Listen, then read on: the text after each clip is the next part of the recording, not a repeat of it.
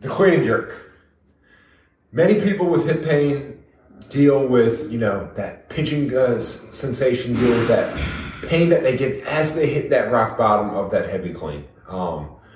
Now, if you're one of these athletes, as you know, it really stinks. It is not fun to hit the bottom of that squat, hit the bottom of that clean or that snatch, and just have your hips just lock up on you, kind of seize up right in the front, maybe travels down the side. And you're looking for a way to help this pain through the hip, and you're looking for a way to help get those hips moving better so that you can do the Olympic lifting and the training that you actually want to do. So that's what we're going to be going over today. Guys, I'm Dr. Tansini, Dr. Tank. Thanks for joining me today on your Daily Body Armor.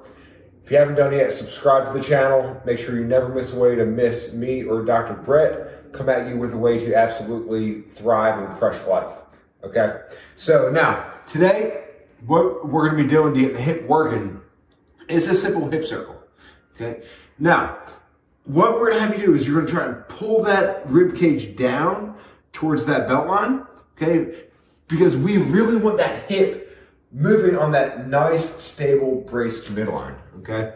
So from here, pull those ribs down, essentially get nice and hollow through that midline, and you're gonna bring that leg up, you're gonna bring it out to the side, try to paint the biggest range of motion as you possibly can, working sure to make sure you keep those abs braced, bring it down, keep the abs braced, bring it back up, stay nice and still as you come around, and make the largest circle with that hip as you can. Now, what we're gonna have you do is you're gonna work both sides here, all right? Because as that one hip's working, the other hip's having to stabilize, so that regardless of which hip you're working on, we actually want you working hip circles on both sides. Keep the midline nice and still. You're trying to keep the trunk as still as possible. Work through this for sets of 20 to 30 reps, moving nice and slow through, alternating through, and then retest that squat and see how it feels. Now, this is a great way to build mobility through the hip, also a great way to build strength through the hip. So, guys, this is Dr. Tansini, Ground Over PT. Get back to clean and jerks, get back to squatting heavy, start incorporating those hip circles, and follow up tomorrow because we'll see you then.